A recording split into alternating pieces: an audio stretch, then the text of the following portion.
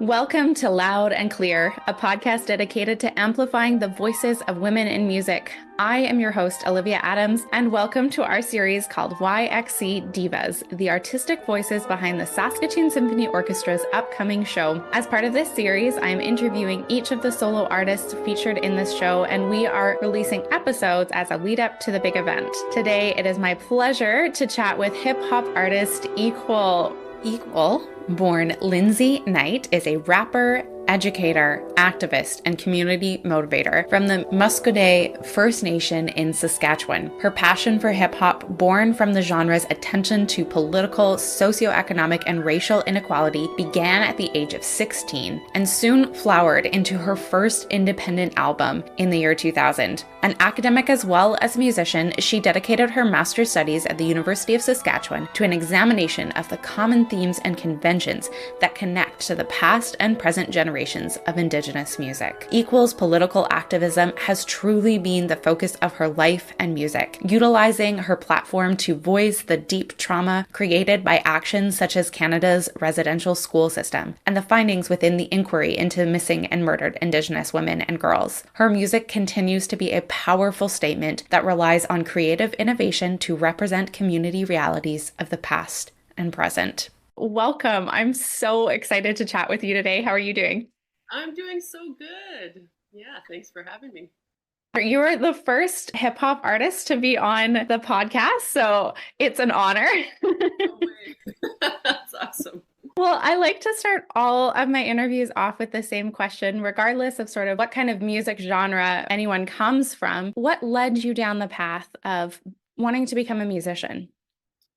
Well, that's a good question. I was actually born into music, so I'm one of those Mhm. sort of, I guess, lucky musicians in the sense that I was like, my dad's a musician, a lot of my relatives are musicians. So in the womb, I was hearing guitar, I was hearing drums, so it was a really natural thing for me to fall into, and I did sort of resist it, when a lot of times when your parents do something, you're like, well, I'm not going to do that. Yeah. And it sort of just crawled into my reality, whether I like it or not. But for hip hop, it was something that my cousins and I were just sitting around, and I had always written, like ever since I could write. Like I remember grade one having this journal and like writing my thoughts in sort of like a poetic form that I thought was so awesome. And I don't know if I'd read it now, but just I was able to like put down my feelings and express myself through words ever since I was very young. So it was my therapy. It was my way to do things. So when I'd actually heard hip hop, I think I was like 13 years old, and we were watching BET, which is Black Entertainment Television, on satellite, and Rap City came on. And it's not the Much Music Rap City; it's the actual like BET Rap City that has some really underground kind of rap artists that were not doing sort of that mainstream kind of hip hop. They were telling their stories, their realities over these beats, and I just remember that moment. It was an epiphany. Like my mind was blown. I'm like, I want to do this. I want to tell my stories and say my words over beats because I love the rhythm and the flow, and that was it. Like from that point on, that was my journey, and I always acknowledge and respect the roots of hip hop. It comes from the Bronx, like where there was young Latino and Black and some Native American kids that came together and started creating this music as a positive expression amidst a lot of struggle. And as Indigenous people and as an Indigenous artist myself, I can relate to that, just with our history and our colonial history, and just growing up with some intergenerational trauma and always trying to negotiate spaces in that way. So I think hip hop resonates with a lot of Indigenous people as well. And I'm going to say young, but then I'm like, well, I'm not really that young anymore. I'm more middle aged. And I think hip hop is aging along with every other genre of music. And it's okay to be in your 30s and 40s and still rapping on stage. I tell myself every day. So wait Certainly. until I'm like 80, probably.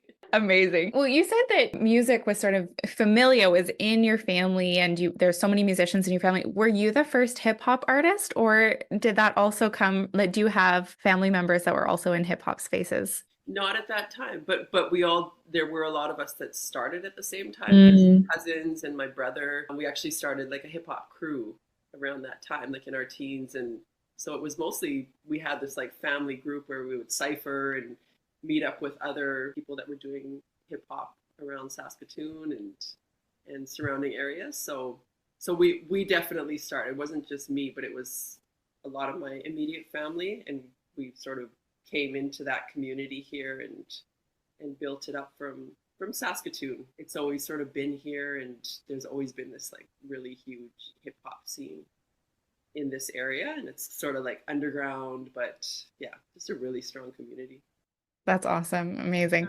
Well, central to your work as an artist, I know, and listening to your music, central to your work is the political advocacy that happens through the lyrics. Why was hip hop the right medium for that advocacy? And did you always feel like it came natural to you as an artist, or did it sort of evolve with you? Yeah.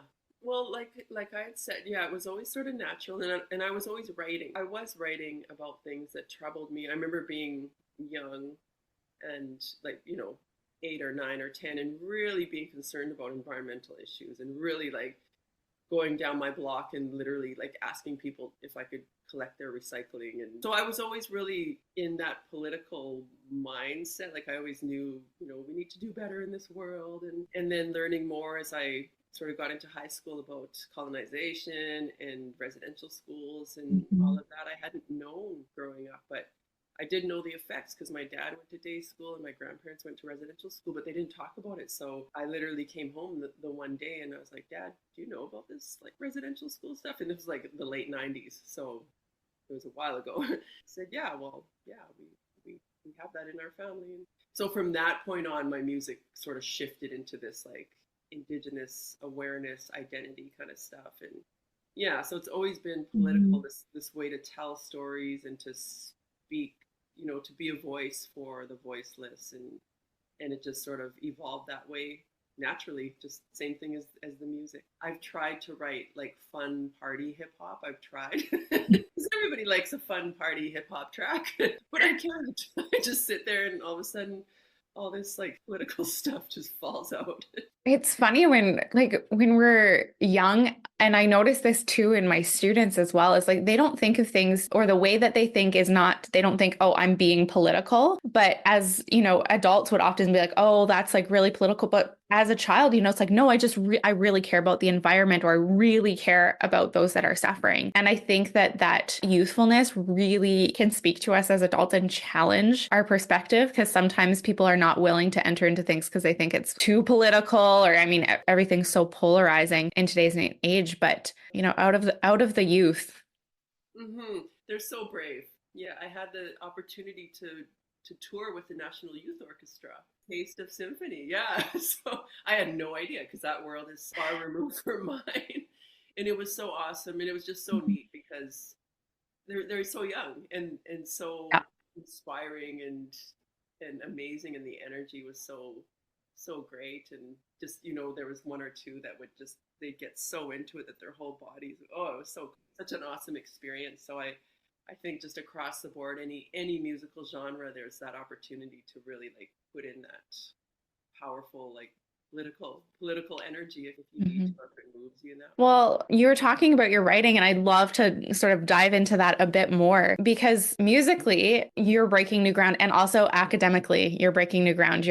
I know you're a graduate student. You're one of the first Indigenous storyteller residents at the University of Saskatchewan. Can you talk about your research and the musical worlds that have merged through your storytelling? Yeah, it was, I was doing a lot of touring and traveling, and then I was surprised by my first child. And I did want to have kids, but I wasn't exactly ready at that moment. But so that sort of shifted my journey, and I realized that I can't, travel as much as I used to be able to, and I was okay with that, but I'm like, I need to do something else. And I was really reflective about what it means to be a musician, Indigenous musician, an Indigenous woman who does music, or a woman who does hip hop music. There was all these intersections that I'd always questioned, or sort of always been on the fence with. And so I thought, you know what, I need to take my academic journey further and really like ask these questions. And so I did my master's thesis on Indigenous music and resistance and what that means. And so, yeah, I learned so much from so many artists about, their, I guess, their expression in their ways of doing music as being, yeah, once again, political and very much from a space of resistance and activism. And most of the time, not by choice, but just by existence. So, yeah, I really did learn a lot about that. And I'm still, I'm still very involved and still trying to think more about these intersections, years later. And I'll never, I'm such a, like, I love being in the library and just like burying myself in, well, books anymore. It's more like journal articles. Right. Yeah, totally. Articles and papers. And that is an important thing because in music spaces, I mean, we call them music departments and music schools, really like it's white, Western, classical music history that gets covered. It's not music history. And it wasn't until I was in grad school and actually taking Indigenous studies courses that I started to learn about Indigenous music as a form of activism. It was sort of anecdotally referenced in like maybe a music and politics class. We'd have one lecture on it and then we'd, move on. And so I think that the history part of it that you're telling is so, so important. And it needs to be vocalized so much more in the academic spaces because music history is not an accurate representation of sort of what's taking place in universities right now. Right. Yeah, I do. I teach a couple courses right now just as a sessional lecturer at the University of Saskatchewan, and it is, there is a lot of limitations around the music department. Willingness by individuals, but then, the greater, the powers that be. It's I hear you. I'm also a sessional lecturer here at U Ottawa, and it's sometimes an uphill battle because there's that, oh yes, we need to change. We want to change, but then not willing to sort of destructure. Right. And disentangle and sort of present a new and different form of music history that actually is a little bit more authentic or a lot more authentic. Absolutely. There's possibilities. Absolutely. Well, you're a poet and you're a storyteller, and anyone who's listened to your music knows that, there's just so much narrative that's woven into, like, sometimes I would find myself like listening to your music and I'd like stop and I'm like, I need to think about that line. Or I'm like, I would listen to it again. I'm like, I need to, sort of parsing through the poetry. Can you talk about your creative process when writing a new song? Do the lyrics come first? Do the beats come first? Do you fiddle around on other instruments to sort of help navigate that, or where do you start, or is it different every time? That's a good, and it is different almost every time. But I think the sort of foundation that happens is everything that I write is reactionary. It's like I never just sort of sit there with a blank piece of paper and be like, what can I write about? Always like, yeah, hey, like it's always something that's a reaction, and it just like. My first instinct is to go to, either the voice memo if I'm driving, just, on notes, like whatever I need to do to just get it down. So if it's a concept that I feel like I can expand on, then I will. I work with some producers that produce beats. We call them beat writers, or they write beats and compose the soundscapes. So a lot of times we'll have discussions, and I'll say, I have this concept that I really want to, like, what do you think? And they're so artistic and musical that they'll be like, oh, just let me feel that one out. And then they'll send me something, and either I'll be like, whoa, or else, but how about a little bit more of this? Or maybe just like a little more minimalist or something. Like, so that's how it's sort of, generally, we kind of go back and forth like that. But then sometimes they'll send me what we call beat packs. And those are like a lot of hip hop beat producers create these beat packs and send them out to different rappers. And then you just listen to them all and be like, "Ooh, that one sounds like it would fit this concept." So, so it varies in that sense. But I'm looking at your guitars on the wall, and I also play guitar. I've played for most of my life, and a lot of times I will just come up with a melody on guitar, and I'll never play it on a stage. It's more for me and my own sanity and as a creative process, right? Yeah, totally. Yeah. And it's like, it just feels good to grab the guitar, and sometimes things pop up that wouldn't if I were just sitting there writing. So then sometimes there'll be a melody, and my brother is I would say one of the greatest hip hop producers in Canada, but maybe I'm biased, but I really do think he's so amazing.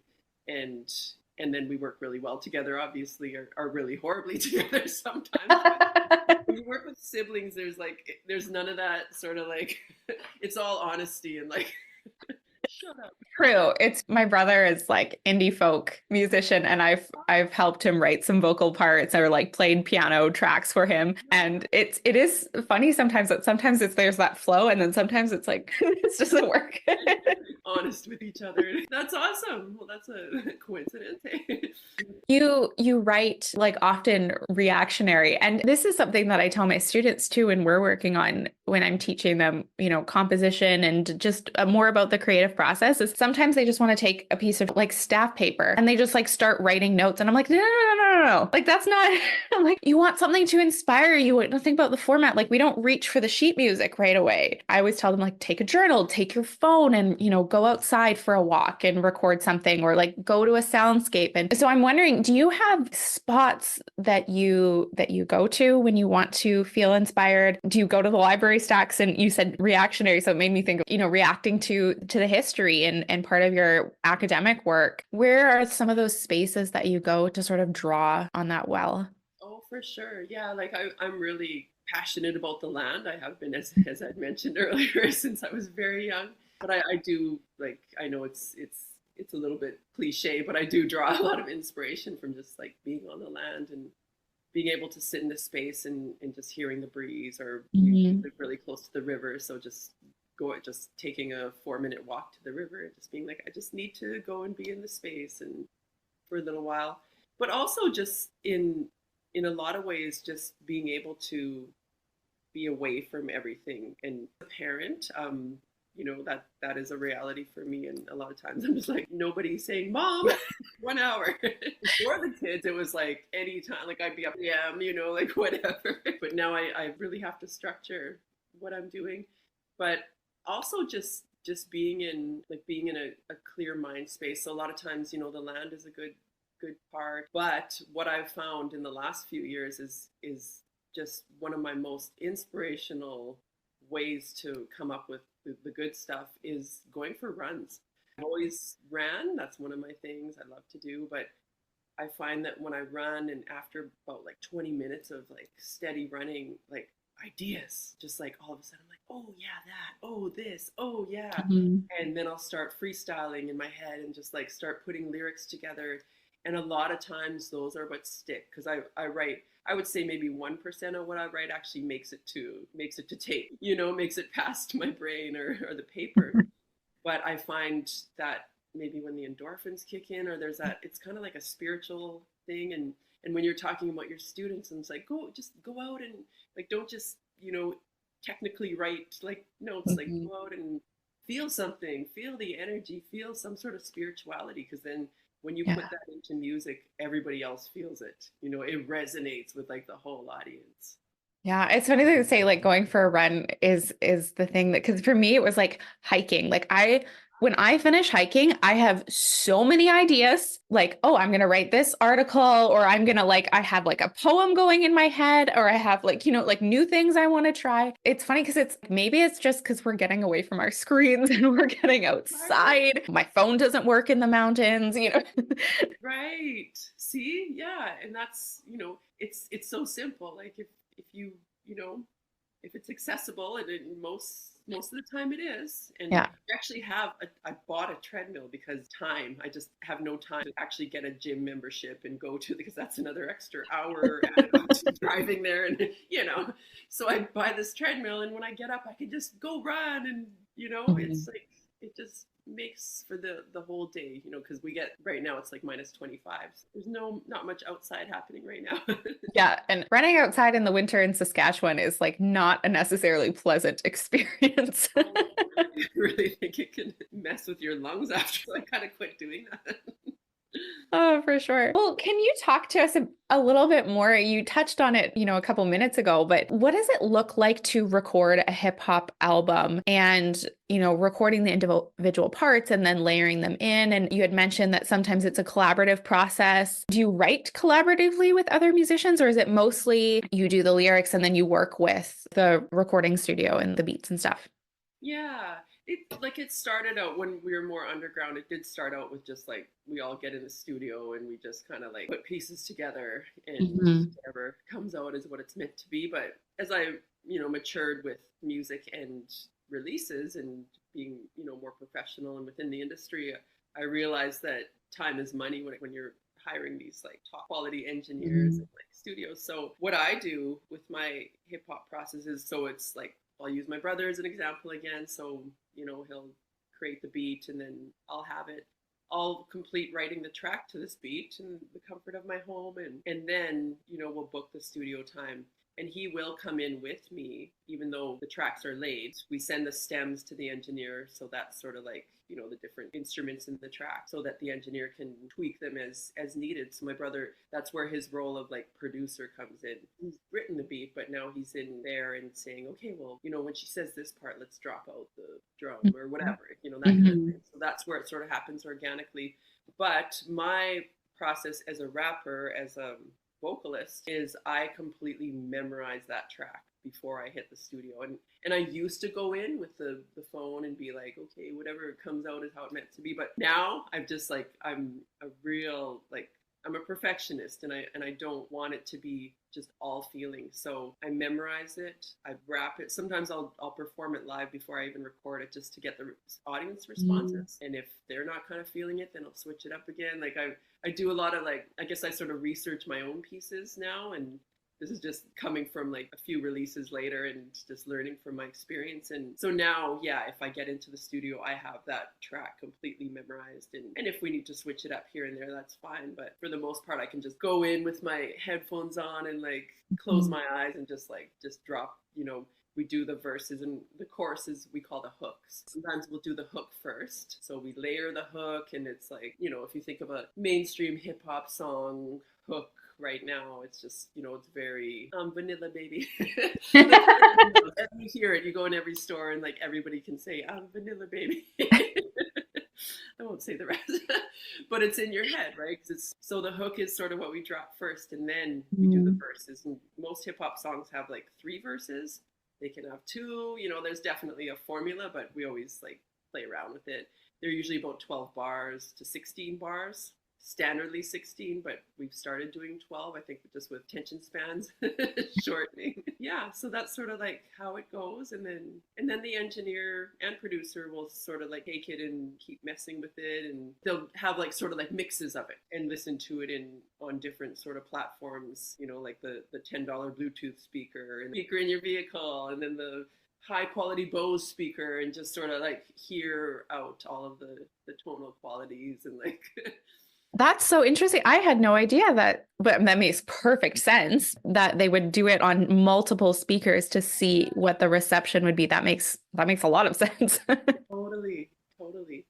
And a lot of times you sort of like look at or listen to other artists that you're really inspired by, and not so much here like try to mimic their cadence or flow or whatever, but mimic their what the engineer has done, mimic the mix. So you the highs and lows and like how much bass, and because a lot of hip hop is very bassy, but then you don't want too much. You think you do, but you don't. There's a lot of little like tweaks people don't really know about until you're actually like in there doing it.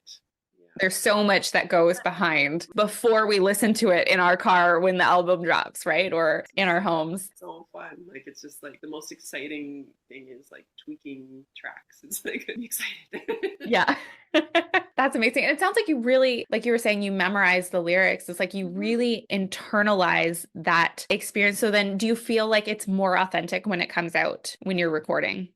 I really think so. And the other thing is the confidence. So it took Hmm. me years to get to the point where I really don't care. Like I just go in the studio. I know what I'm doing. I'm not, nobody's mansplaining anything to me, or I mean, they still try, but But you don't let them. yeah, I don't let them. And so I go in there with utter confidence. And and I can really put myself or create a space for myself where I'm in a different world. It's like where I'm Mm. able to just create that story in that world and I'm actually in that story world. So I think that's the only way that the tracks can come out now properly. I have to really just be totally all in it. And before I used to like hesitate and just kind of say, oh yeah, that's good enough, it's fine, it'll be fine, fix it in the mix. But now I don't like to do that. I like to just like really put 110% and feel like I'm in that world, if that makes sense. Yeah, Yeah. absolutely. Do you feel that the internet and the online presence through social media has changed the music industry? Or what are your thoughts on that? I'm curious. I'm like, is it worse? Oh my gosh, yeah. I'm gonna start crying. No, no, but it's very different. Mm. When I started out, it was literally like mailing CDs out to all of the like music directors and like all of different magazines that Exclaim and Vice and just like everybody who would possibly review. And yeah, so it's very different now with Mm. Mhm. algorithms and oh my gosh, like you have no idea if anyone's even seeing or hearing anything anymore, and it's so Mhm. oversaturated. And yeah, I'm very overwhelmed right now with the industry, especially in like the pop music aspect. And I feel like I've forced myself to go onto TikTok and Snapchat and like be visual because that's what people want now. And so that's sort of what I've been focusing on a lot recently, but I just miss the days where you can just like release tracks and just sort of be invisible and just like let people listen to them. And I'm almost ready to literally just start emailing people the actual wave file and here you go, have it. Like I don't care if it's on Spotify or but it's so different. And then just getting on the playlists, and like some people can purchase their way to more likes and Mhm. more followers, and like it's just you just have no idea anymore. And I like to just imagine that eventually it all goes full circle, and people will listen to what they think is good and what they Mhm. enjoy and what they want to hear. Yeah, so I just kind of waiting for that. But at this point, I'm a little overwhelmed because I can't do all of the pieces. Like DIY used to be easier, but now it's just like, oh my gosh, like you could literally just like 26 hours a day be like promoting yourself or Right. I mean, there are like people whose full, 40-hour week full-time jobs are like social media marketing. And it's almost like, well, not almost like it is that extra expectation now that we expect of artists. And it is demanding, I think, through TikTok and Instagram and all that, like it's demanding artists free time, which is not actually free for the artist, but it's, free for the consumer. And it, in my opinion, is unfair for it to be expected like that. But like you said, a lot of that stuff affects the algorithms. and then just like the physical copies of CDs, it's just like we're just not making money off of music. It's really gigs. It's 100% now. It used to be selling CDs or even like when people actually purchase music on Apple but now it's just like you can get so many streams and make 5 cents. Yeah, so we're just not making money off our releases anymore. But yet we need to keep putting them out, and now it's just like singles, singles, especially in hip hop. People are just dropping singles, and I do have an album coming out, and I'm actually dropping a single within the next week. I've been sort of promoting it as best I can, and yeah, but I've been dropping singles off the album to the point where it's almost the whole album in singles, but it's going to be released in April, so it's just a whole different formula. I remember I would go and like to the store and buy the CD. Like you'd mark it in the calendar when that CD is going to release and you buy the CD, and I'd have like my file boxes of my CDs. And now I'm like, I don't even have a way to play a CD. Right.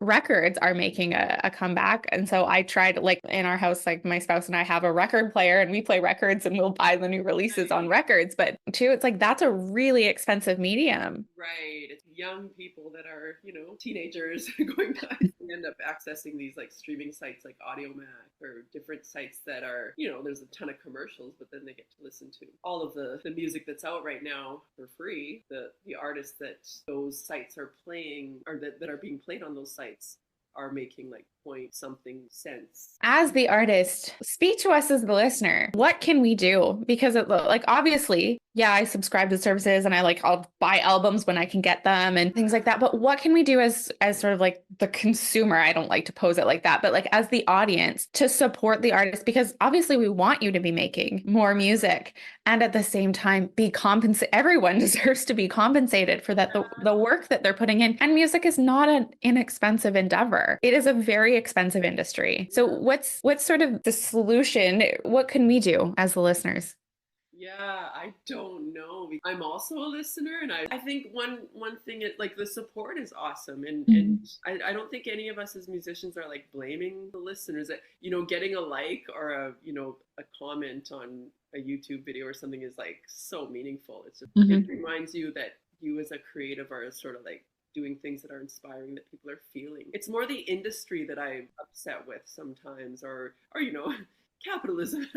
Because Yes. it's like the social medias are like there's like just meta, right, controlled by so many bigger structures. But and going to shows, there's one, going to shows, Yeah. showing up to shows is really important. And I love how supportive like the symphony orchestra audience is. Like the shows do sell out, they sell out all the time. I'm like Mark Turner over here, we've known each other for so many years, and I just have so much respect for the work that he does here and how successful the Saskatoon Symphony Orchestra is here. It's just such an amazing spot to be, and amazing to know them and have these kind of opportunities like YXE Divas, because I know there's going to be people there showing up. Sometimes with like hip hop and other pop genres, it's iffy, especially since the pandemic. The shows are very iffy. No matter how much you promote, you could still end up with a very small crowd, and people are a little more hesitant, or maybe just like trained to not go out. I don't know. I like to say it's like people are getting older, but then there's a lot of young people that are starting to just do the house party thing and not going out as much. And yeah, so I would say as a consumer, just try to make it to the shows to support. Buy a t-shirt, buy a sticker. Yeah, buy the merch. Yeah, buy the vinyl, yeah, if they have it. Absolutely. Well, let's talk about the SSO show, because I mean, like you said, going to shows, it's really the primary way that we can support artists, right, in this day and age. And you've got this SSO show coming up. What is it like to get to perform with your hometown orchestra? And then when programming your work with an orchestra and when imagining it, how do you find that creative process of like merging genres? To be honest, at first I've done this a few times now, and I was really intimidated before, because I feel like orchestra is so intricate and there's so many pieces, and I'm just thinking, I don't know how, like, I don't know what to say, or like, I don't know the language, but then just the welcoming space that was provided made it for like, okay, we're all just musicians in these different sort of genres and spaces, but we're all musicians. Something's going to evolve. Like it's going to come together, and I felt that with the language, I didn't really need to know too much, because we could just communicate through.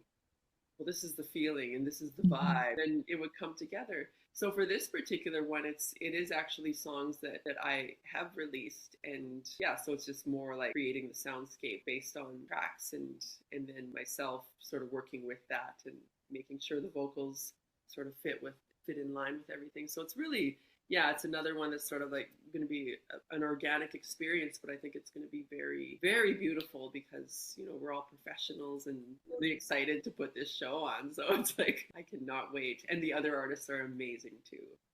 There's such a wide variety in this show. Like that's what I'm really enjoying, getting to talk with everybody, is like, we've got hip hop artists, we've got folk artists, we've got opera, we've got like all of these genres. I'm really excited about the show. I'm really looking forward to it. Well, you said that you sort of sprinkled it in there that you're dropping an album soon. Can you tell us more about that? For sure. I started writing it sort of during the pandemic, and it sort of evolved from there. And I had applied for a Canada Council grant for it, with hopes that, I'd be able to get some help with it so I could take it to, get it engineered the way I wanted it to be. And I was fortunately funded for it. So yeah, so that was very awesome. big shout out to the Canada Council for the Arts for helping us out with that. And because a lot of like in the application, like my project description was like, this album is all about, sort of like mental health awareness, like what does that mean? And, struggling and I don't know if anyone's going to actually listen to it or like it, or that was sort of my words.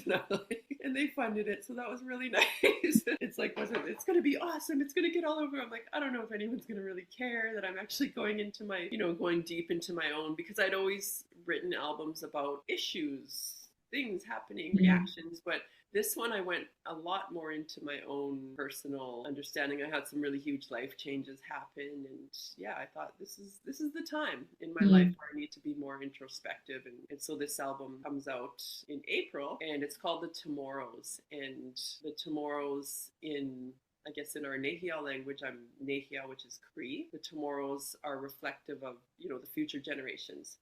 So I always think of my kids, everything that I do, like all the music that I do, it's always sort of for my kids, whether they like it or not. Because right now I'm like such a cringy mom, and everything I do is like, oh my gosh, mom, do not play that song for them. So, but whether they like it or not, all I do is for them and the next generations, because I'm just a piece. Like I don't feel I'm like, the rapper. I'm just one rapper amongst so many hip hop artists that are trying to create the tomorrows for the next generation, so that they have this like continuously growing genre, and it's an expansive catalog, and like there's so much depth to hip hop and rap, and so much more like community minded lyrics, and just the political aspects of it. It's so deep. There's a strong history with it. Yeah, so that album is sort of really self-reflective and meant to just be very real, so that the next generations can hear that, yeah, this is real life. Nobody's a superstar. There's a lot of struggle, and it's okay to struggle, and it's okay to, not be perfect. Amazing. I'm looking forward to that coming out. Well, it's just been such a pleasure getting to chat with you. I wonder if we could wrap up our chat with a few rapid fire questions. No wrong answers, just go with your gut. Can you point to a moment when you knew you wanted to be a musician? Yes. When I first put on Rap City on Black Entertainment Television, that was where I thought I want to be a rapper. I'd always liked pretending to be on stage and like performing on a stage, because that's what I grew up seeing. But at that moment in time, when I was 13 years old, I knew I wanted to be a rapper. Never looked back. That's awesome. What is your desert island album? Oh, that's a hard question to ask a musician. I know. It depends on the mood and the day. Totally does. But there's one album that I always go back to, and it's a rapper from South Central Los Angeles named AC Alone. Very underground, very obscure, very niche. But AC Alone, the album is called All Balls Don't Bounce. And it's just like, there's so many intricate kind of interceptions within that album, because the producer's named Mumbles, and he has a jazz background. So a lot of the beats are very jazzy, and just how he raps to them, and it's just like, it's one of those genius albums to me that, it's like a Shakespeare story, right? And like, okay, that's how the legends did it. Okay, yeah. That would be the one, I guess. I could never get sick of listening to it. That's awesome. Do you have a pre-performance ritual, and what is it? It's pretty loose. I mean, I just need to be left alone. That's when I'm performing in the evening, my whole day is kind of like shot. Like it's kind of like I'm edgy. I get really nervous. I have huge pre-performance anxiety that never ends, and so I like feel a little snappy, and like I just kind of need to be left alone, because I need to just like get into my zone. So before, I like to be in sort of like a green room space, in my own space. I always smudge. I try to I have like sweetgrass and sage. I always sort of smudge to ask to have a good show, and like that the energy is strong, and yeah.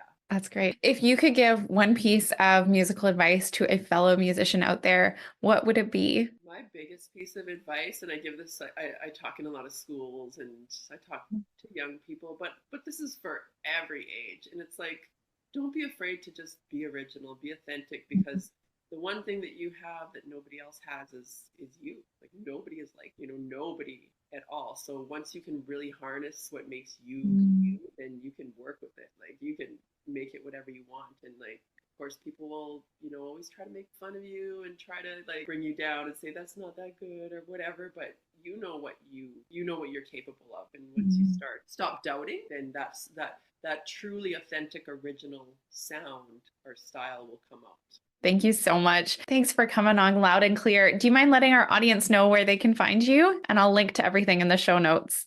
Oh, for sure. Yeah, I'm at The Real Eekwol. So that's on most of my social media. And yeah, you can email me at eekwol@gmail.com. Amazing. Thank you so much for coming on, Lindsay. This was great. Awesome. Thank you for having me, Olivia. And that is a wrap on our show and the opening of this 2024 season called YXE Divas on Loud and Clear's podcast. I am so excited to introduce our listeners from countries around the world to the amazing talent that is found in Saskatoon, Saskatchewan, my hometown. Now, I may be biased, but I think that you are really going to enjoy listening to and learning from these incredible artists from so many genres. This is a series that is dedicated to the music of Saskatoon, and I'm just so glad to be hosting it. Now, as always, all of the links to everything we talked about will be in the show notes, which is right below. And you heard Lindsay and I talk about the algorithms and how so much of it is controlled by the algorithms. Now, if we want our podcast to continue to grow and continue to reach more audiences, we would love it if you would please support the podcast, sharing, following, subscribing, leaving a review. All of this will help us to continue to make this show for you. So we would really appreciate that support. Thank you so much to Lindsay, and I cannot wait to introduce you to our next guest in our YXE Divas series next week. Take care, everyone. Bye for now.